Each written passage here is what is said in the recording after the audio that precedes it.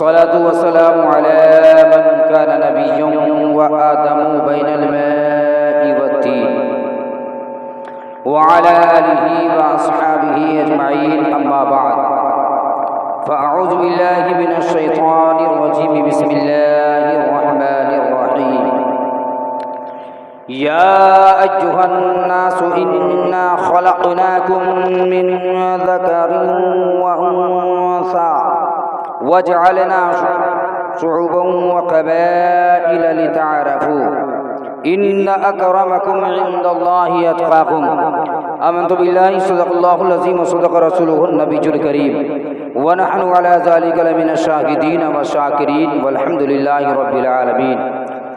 वाह क्या मर्तबा ए गौस है बाला तेरा, वाह क्या मर्तबा ए गौस है बाला तेरा, ऊंचे ऊंचों के सरों से कदम आला तेरा।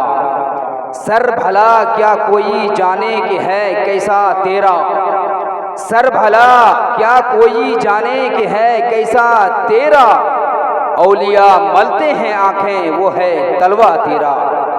हजरात गिरामी वकार, आइए सबसे पहले आकाए नामदार मदीनी के ताजदार नाइबे परवरदिगार जनाब मोहम्मद रसूलुल्लाह सल्लल्लाहु अलैहि वसल्लम की बारगाह मुक़द्दस में दुरूद व सलाम का हदिया निशावर करें। पढ़िए बाबा से बुलंद अल्लाहुम्मा सल्ली अला सय्यिदिना शफीना बिना किन्ना मौलाना मुहम्मदिन मादिल जुदी वल करम बारिक वसल्लिम सल्लु अलैहि सलातु व सलामुन अलैका या रसूलुल्लाह सल्लल्लाहु अलैहि वसल्लम।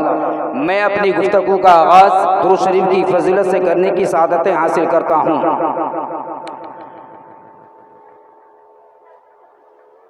एक किताब है जिसका नाम है दलाइलुल खैरात। वो किताब शुरू भी दुरूद शरीफ की फजीलत से होती है और ख़त्म भी दुरूद शरीफ की फजीलत से होती है। पूरी किताब दुरूद शरीफ से भरी हुई है। उस किताब के राइटर, उस किताब के मुसन्निफ, उस किताब को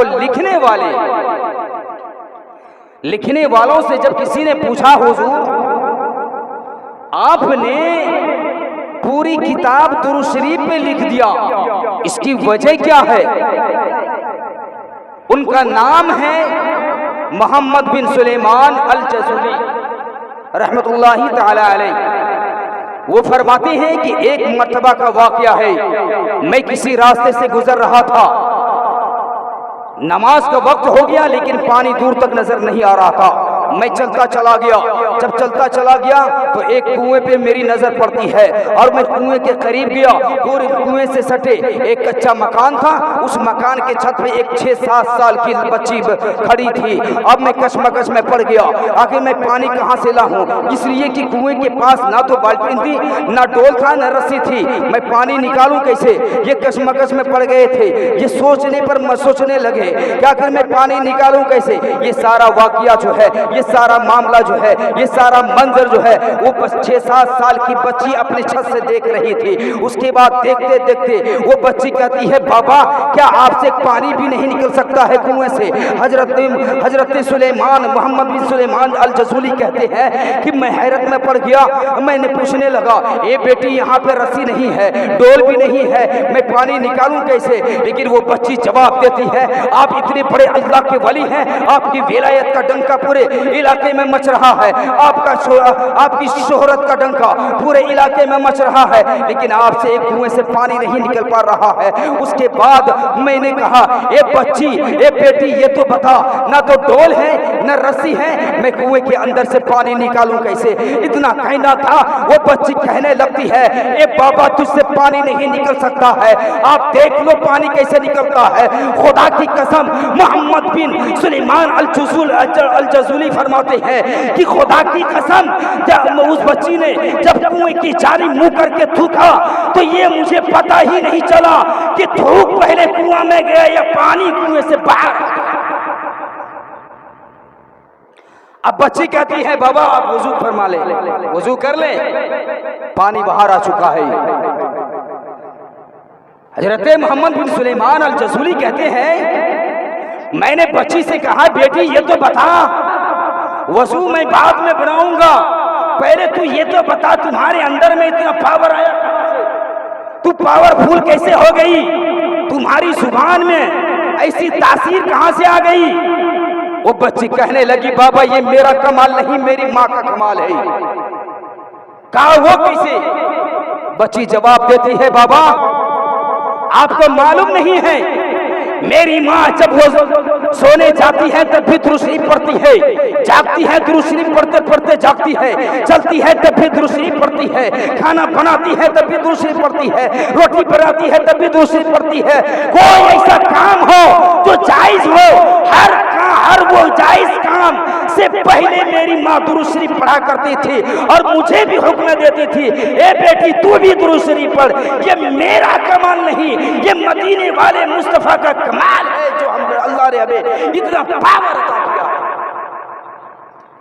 आज हमारी बच्ची है, वो भी बच्ची थी 6-7 साल उम्र थी, आज हमारी बच्ची भी है। वो बच्ची को खेलने कूदने से फुर्सत नहीं। अरे खेलना कूदना तो दूर की बात है, खेल सकती है क्योंकि खेलने की उम्र है। हाथ में हमने मोबाइल थमा दिया है, बेटी सीरियल देख, रील बना, आऊंगा मैं बाद में और आगे बढ़ता हुआ चलूं। एक बाप को अपनी बेटी के साथ कैसा सलूक करना चाहिए, बेटी को किस सांचे में ढालना चाहिए, बेटी को कहां पहुंचाना चाहिए, बेटी के अंदर में किस तरह की तालीम देनी चाहिए, ये मैं आपको बताता हुआ चलूं। आज ये मैं आपको अकाई करीम सरवरे कायनात सल्लल्लाहु अलैहि वसल्लम का जमाना है। उनके जमाने में एक शख्स था जिनके पास एक ही बेटी थी और वो अपनी बेटी को बड़े बड़े नाज़ो प्यार से पाल पोस के जब जवान किया। अब बेटी भी ऐसी बेटी थी, बाप भी इकलौती बेटी थी, लेकिन शरीयत मुस्तफ़ा के मुताबिक जिंदगी गुजारने वाली थी, कुरान की तिलावत करने वाली थी, नमाज के पाबंद थी, घर से बाहर बेपर्दा नहीं जाती थी, बगैर इजाजत के घर से बाहर कदम नहीं निकालती थी। अब उसके बाद जो है जब बच्ची जवान हो जाती है, बाप को फिक्र हो जाती है, मेरी बेटी बालिग हो गई है, मेरी बेटी जवान हो गई है, मेरी बेटी शादी के लायक हो गई है, अब मुझे एक अच्छा सा लड़का ढूंढ करके अपनी बेटी का रिश्ता तय करना चाहिए, बेटी का निकाह कर देना चाहिए। ये कह करके वो निकल जाता है। निकलने के बाद जो है वो एक ऐसा लड़का तलाश करता है जो प्यारे आका सरवर कायनात सल्लल्लाहु अलैहि वसल्लम की जिंदगी के मुताबिक अपनी जिंदगी गुजारने वाला था, उस शरीयत मुस्तफ़ा के मुताबिक जिंदगी गुजारने वाला था, मोहम्मद अरबी सरवर कायनात सल्लल्लाहु अलैहि वसल्लम को फॉलो करने वाला था, उनकी जिंदगी को अपनी जिंदगी में उतारने वाला था। उसके बाद जो है लड़का पसंद आ जाता है, निकाह हो जाता है। अब निकाह होने के बाद जो है एक बाप अपनी बेटी अपने दामाद की तरफ मुखातब होता है। मुखातब होने के बाद जो है अब ससुर दामाद की तरफ मुखातब होता है। मुखातब होने के बाद कहता है, बेटा आज से मैंने अपनी बेटी को बड़े लाडो प्यार से पाला है और जवान कर दिया है, मेरी बेटी से कोई गलती हो जाए तो माफ कर देना, मेरी बेटी से कोई गुनाह हो जाए तो नजरअंदाज कर देना, मेरी बेटी से कोई भूल चूक हो जाए ए बेटा तू माफ कर देना। अल्लाह अल्लाह। अब वो एक बाप जो है अपनी बेटी की तरफ मुखातब होता है। मुखातब होने के बाद अपनी बेटी से हम कलाम होता है और कहने लगता है, ए बेटी तुझे ससुराल में कोई परेशानी आ जाए तुम सब्र कर लेना, कोई मुसीबत आ जाए सब्र कर लेना, अगर एक वक्त नहीं खाओगी भूखे रह लेना, सब्र कर लेना। ए बेटी कुरान की तिलावत मत छोड़ना, नमाज का दामन मत छोड़ना, अपने शौहर की इजाजत के बगैर घर से बाहर कदम नहीं निकालना। और उसके बाद जो है वो रुखसत कर देता है। रुखसत करते वक्त में जो है ये जुमला कह करके अपनी बेटी को रुखसत कर देता है। अब उसकी बेटी ससुराल आ जाती है। ससुराल आने के बाद जो है कुछ काम के गर्ज से उसका शौहर किसी काम के गर्ज से बाहर चला जाता है। बाहर जाने के बाद जो है चूंकि अभी का फोन का जमाना है, टेलीफोन का जमाना है, वायरलेस का जमाना है, हवाई जहाज का जमाना है, बस ट्रक हर सवारी मुहैया है। लेकिन उस जमाने में लोग पैदल सफर किया करते थे, गधे और खच्चर और ऊंट में सवार होकर के एक जगह से दूसरी जगह जाया करते थे, जहां उसे महीनों और महीना सफर करना होता था। 2 महीने लग जाते थे, 3 महीने लग जाते थे। अगर हम आज का अगर भेजेंगे तो 2 महीना 3 महीना 4 महीने में वो खत्म हो जा करता था। किसी काम के गर्ज से उसका शौहर बाहर चला जाता है। अब उस लड़की के बाप की तबीयत खराब हो जाती है। हमारी माँ और बहनें भी गौर से सुने, हमारे नौजवान भी सुने, उसके बाप की तबीयत खराब हो जाती है। उसके बाप को बेटी याद आ जाती है और अपने बेटा से कहता है, ए बेटा जा तू अपनी बहन को बुला करके ले आ, मेरी नूरे नजर को बुला कर ले आ, मेरे जिगर के टुकड़े को बुला करके लेके आ। मेरे पास एक ही बेटी थी, मेरी तबीयत नासाज है, मैं अपनी बेटी का चेहरा देखने के लिए बेचैन बेकरार हूँ। उसके बाद भाई आता है एक बहन के घर, एक बहन चलो बाप की तबीयत खराब हो गई है, बाप बीमार हो गया है। लेकिन वो लड़की जवाब देती है, ए भाई यकीनन तू मेरा भाई है, यकीनन वो मेरा बाप है, लेकिन मेरा शौहर घर पे नहीं है, मैं अपने शौहर की इजाजत के बगैर घर से बाहर कदम नहीं निकाल सकती। ये कह करके अपने भाई को वापस भेज देती है। भाई वापस आ जाता है, सारा वाकया अपने बाप से सुना देता है। कुछ दिनों के बाद बाप और ज्यादा सीरियस बीमार हो जाता है, बहुत ज्यादा गंभीर रूप से बीमार हो जाता है। अब उसकी तबीयत बहुत ज्यादा खराब हो जाती है। अब उसे लगता है कि मैं दुनिया से चला जाऊंगा। एक बार फिर अपने बेटा से अपनी बेटी के घर, अपने बेटा को अपनी बेटी के घर भेज देता है। फिर एक भाई अपनी बहन के घर आता है और आने के बाद कहता है, बहन बाप दुनिया से जाने वाले हैं, बाप दुनिया से रुखसत होने वाले हैं, बाप का इंतकाल होने वाला है, ऐसा लग रहा है कि वो दुनिया से जाने वाले हैं। चलो एक बार एक मर्तबा भी बाप का चेहरा देख लो, बाप से बातें कर लो, बाप के चेहरे का दीदार कर लो। लेकिन कुर्बान जाओ उस लड़की पर कि उसने जवाब दिया कि मेरा शौहर घर पे नहीं है, मैं अपने शौहर की इजाजत के बगैर घर से बाहर अगर कदम निकालिए मैं बाप को देखने जाऊंगी। अगर मेरा शौहर मुझसे नाराज हो जाएगा तो फिर मुझे जहन्नम में जाने से कोई रोक नहीं सकता है। इसलिए कि अल्लाह तबारक व तआला ने हर औरत के लिए जन्नत उसके शौहर के कदम के नीचे रखा है और माँ के कदम के नीचे उसके बेटे के जन्नत को रखा है। इसलिए मैं अपने शौहर की नाफरमान नहीं बन सकती, मैं अपने शौहर की इजाजत के बगैर घर से बाहर कदम नहीं निकाल सकती। फिर भाई को लगकर वापस चला जाता है और जाने के बाद बाप से सारा वाकया सुना देता है, सारा मामला कह देता है, सारी बातें कह देता है। अब कुछ दिनों के बाद बाप का इंतकाल हो जाता है। लोगों ने कहा, फिर उसका भाई बहन के पास आता है, एक बहन बाप का इंतकाल हो गया है, चलो आखिरी मर्तबा देख लो। लेकिन बहन का वही जवाब होता है, मेरा शौहर घर पे नहीं है, मैं अपने शौहर की इजाजत के बगैर घर से बाहर कदम नहीं निकाल सकती। भाई वापस आ जाता है, लोगों ने गुस्ल दिया, कफन पहनाया, चारपाई पे डाला। जैसे ही लोगों ने चारपाई उठाना चाहा, उस लड़की की माँ के मुंह से एक चीख निकलती है, एक आवाज आती है, ऐ लोगों, मेरे शौहर का जनाजा कब्रिस्तान ले जाने से पहले मेरी बेटी के दरवाजे तक लेकर के जा। उसके बाद एक बाप का जनाजा कब्रिस्तान ले जाने से पहले एक बेटी के दरवाजे पे जा रहा है। जैसे ही बेटी के सामने में बाप की मैयत को रखी गई है, बाप के जनाजे को रखा गया है, बेटी सीने से लिपट करके रोना शुरू कर देती है, ए अब्बा हुजूर, हमने कोई गलत काम नहीं किया है, आपका फरमान था ए बेटी कुछ भी हो जाए अपने शौहर की इजाजत के बगैर घर से बाहर कदम ना निकालना। ए अब्बा हुजूर, मैंने आपके फरमान के मुताबिक जिंदगी गुजारा है, मैंने शरीयत मुस्तफा के मुताबिक जिंदगी गुजारा है, ए अब्बा हुजूर मुझे माफ कर देना। अब वो लड़की अपने दुपट्टे को उठाती है, खुदा की बारगाह में रिज़ा पेश करती है, खुदा की बारगाह में दुआ करती है, मौला अगर ये अमल तेरी बारगाह में कबूल हो गया हो तो मेरे बाप की मग़फ़िरत अता फरमा। रिवायत में आया है कि किसी गुनाह की वजह से उसका बाप जहन्नम में जाता, लेकिन एक बेटी की दुआ ने उसके बाप के गुनाहों को माफ करवा करके जन्नतुल फिरदौस के आला मकाम।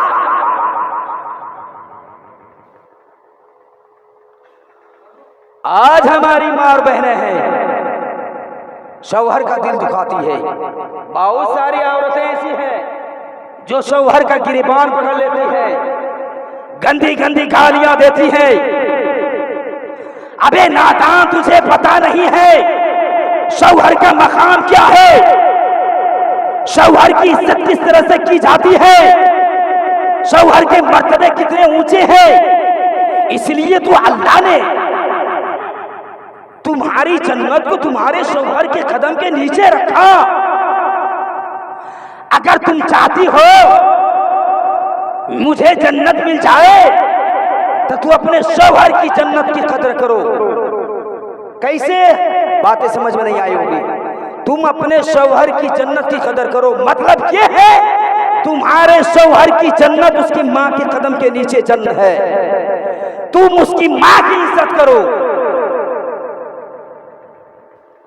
फिर तुम्हारा शौहर तुम्हारी भी इज्जत करने लगेगा, तुम्हारी मोहब्बत में चार चांद लग जाएगा। एक चीज मैं एक जुमला बता के जाऊं, वक्त कम है। तुम चाहे कितनी इबादत कर लो, नमाज़ें पढ़ लो, रोजे रख लो, ज़कात दे दो, सदका तो खैरात कर दो, पूरी जिंदगी सजदे में सर रख के दुआ करते करते मर जाओ, इबादत करते करते मर जाओ, खुदा की कसम अगर तुम्हारा शौहर तुमसे नाराज है और वो मर गया, माफ नहीं किया, तो फिर तुझे जहन्नम में जाने से कोई रोक नहीं सकता। कान खोल के सुन, बहुत शौहर से लड़ती झगड़ती है, गिरेबान पकड़ती, गालियां देती है, और बेपर्दगी का आलम तो ये है कि जब उसकी जुबान कैंची की तरह चलती है तो पता ही नहीं कि दुपट्टा कहाँ है, कपड़ा कहाँ है, और ज्यादा चिल्लाएगी। जितने लोग ज्यादा जमा होंगे, आदमियों की भीड़ लगती जाएगी, इसकी जुबान ज्यादा से ज्यादा चलती जाएगी। क्योंकि ये गौसे आजम की महफिल है, आखिरी बात बताकर मैं रुखसत हो जाऊंगा। आपने सेब का वाकया सुना होगा, मैं वाकया नहीं सुनाऊंगा।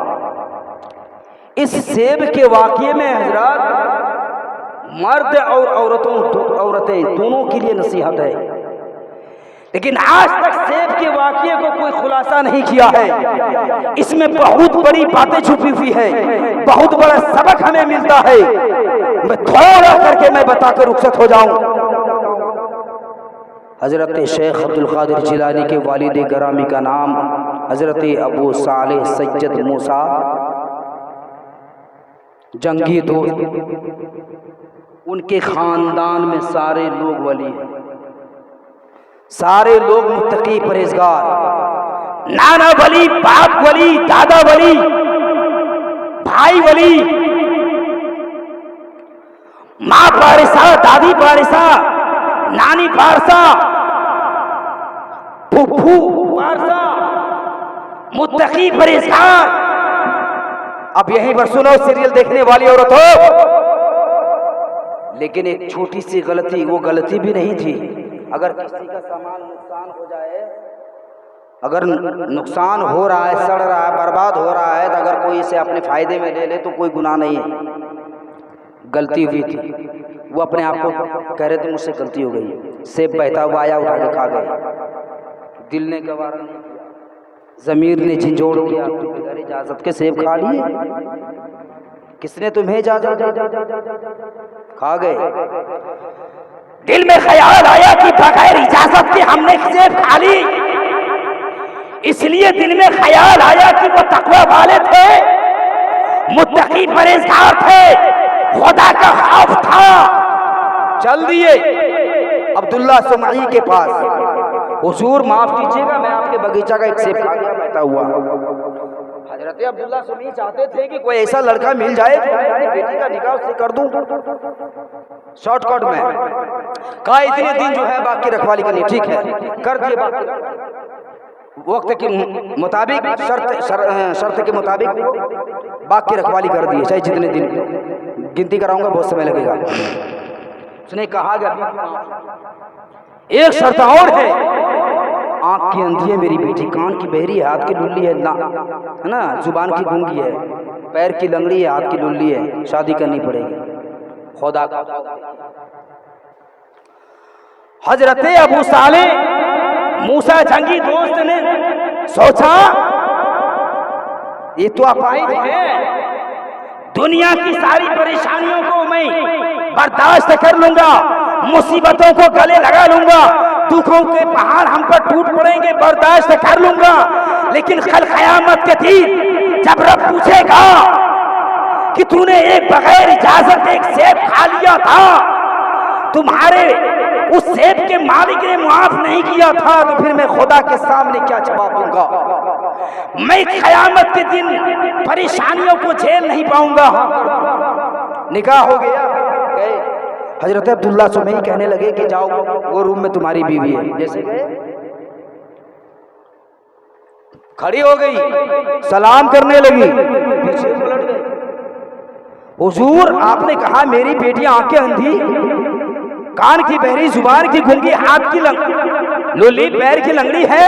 वो तो बोलती भी है, सुनती भी है, हाथ भी चलता है, पैर भी चलता है, मामला मेरी समझ में नहीं आया।